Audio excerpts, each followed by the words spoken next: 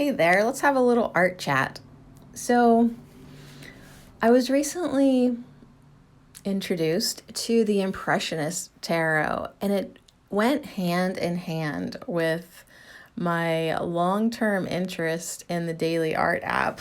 And I got to thinking, you know, how valuable it is as an oracle reader, tarot reader, intuitive, life appreciator to look at art often and kind of see like what there is to see. So I was thinking about that, and in thinking about that, I decided to open up the app today and find one of the most interesting pieces of art I have seen in a while. So hang out with me, and we'll talk about this art and how this makes you feel, what you think about it, the messages that could be in it. Say, hypothetically, if this were an oracle card, that's how I like to look at art. Like, if this were an oracle card, what would I see in it? What would the messages be that I personally would gather from it? So you can do the same thing and comment and let me know. But yeah, look at her. Look at her. Look at her.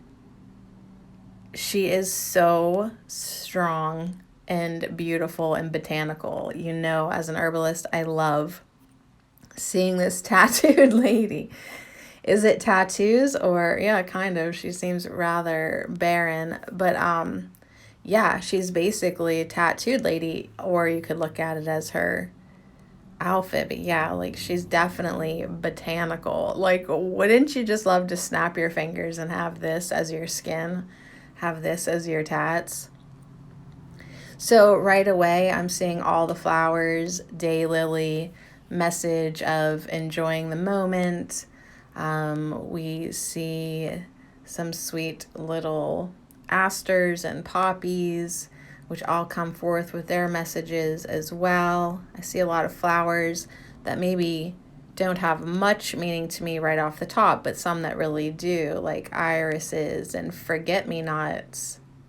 So if you study flowers, you'll know that each one comes with their own meaning, and she has them all. She has all of them. So she is able to encapsulate and tap into anything that she needs. She's symmetrical, perfectly balanced. We have, equal on both legs. And that to me says very, very grounded. Literally, she's standing barefoot on the ground, grounding, and yeah, even beside her, flowers are springing forth. So, anyways, if you would get this card, look how strong she's got her sword behind her, which from a distance, like it almost looks like she's got a like tail, but that's actually her sword, swinging out from the bottom there. Yeah, she's got a sword and a chain and a belt and a collar. And other than that, she just is who she is. But yeah, definitely fierce, definitely strong, definitely balanced, definitely a witch, woman in total control of herself.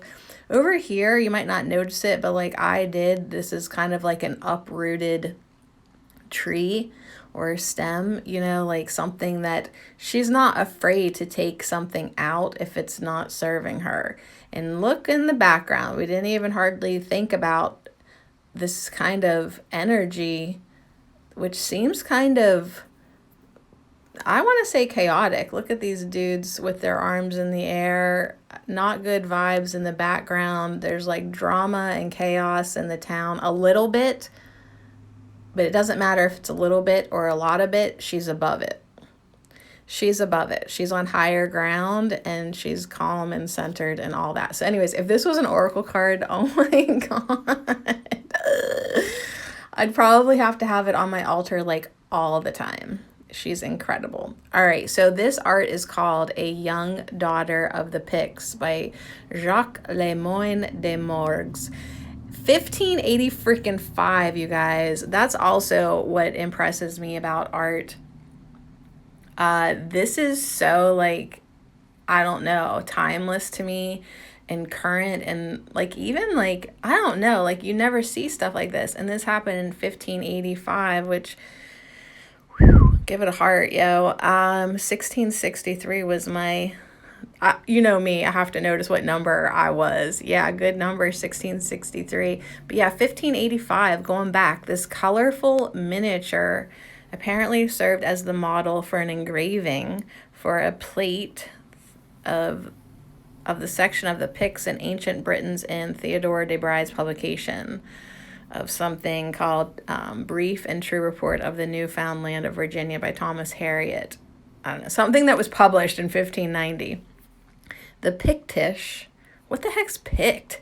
I'm gonna have to do a little research. See, art makes you smarter because you realize you don't know something.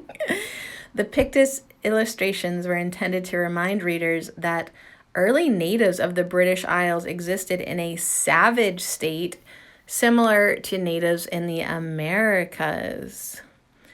A young daughter of the Picts was the second miniature attributed to Lemoyne from his drawings of early indigenous peoples, most of which are now known only through engravings. The first miniature identified about his work as his work, and the only one from Lemoyne's drawing of time, I'm just making shit up now, Timucan people is Lemurdor and King Athor, which was featured in part 2 of the Debris Americans. Okay. The drawing we present today, that Sadie is in love with, is a harmonious embodiment of Lemoyne's 2 known subject areas, ethnological drawings and botanicals. Yay. The colorful ornamented body of the young woman with her high waist, full thighs, and long hair rippling in waves to her hips evokes his drawings of the Timucuan women, who also tattooed their bodies through a process of Lemoyne describes in his Florida observations. See, they are my heroes. Her botanical tattoos, I freaking love them, by the way, such as the cornflowers on her waist and wrists and the heart's ease on her waist, calves, and hips, also bear comparison with Lemoyne's existing botanical illustrations, which I will probably be looking him up because I love them. In addition, Lemoyne decorates her with species newly introduced to Western Europe. This is like herb nerds super fine today, thus signaling his botanical sensibilities and knowledge, though rendering her slightly, big word, anachronistic. Oh, damn it, I need to be smarter to host these little videos for you. Okay, look up that word too. Like I would just say, like, because she's so strong. All right, I don't know. Do I have to look that up now? You know we love to choose such unexpected pieces of art for you. If you're hungry for more of them, check out our daily art calendars here. Read more about the history of tattoos here. All right, so I love this app, you guys. You know it. This was a watercolor in Gouache Renaissance. Public domain, Yale Center. Okay, it gives you all that information in the bottom. Anyways, let's just go back to the picture for a second. I freaking love her. Wow. And you know what? Like if someone's like thinking about tattoos, you might get a little inspiration here. But like as Oracle reader, Oracle message, you know, get what you get from this fantastic female and see how the picture makes you feel, appreciate the art. But yeah, if you're looking to start your day, I think this art right here brings inspiration your way 100% for sure. Wow.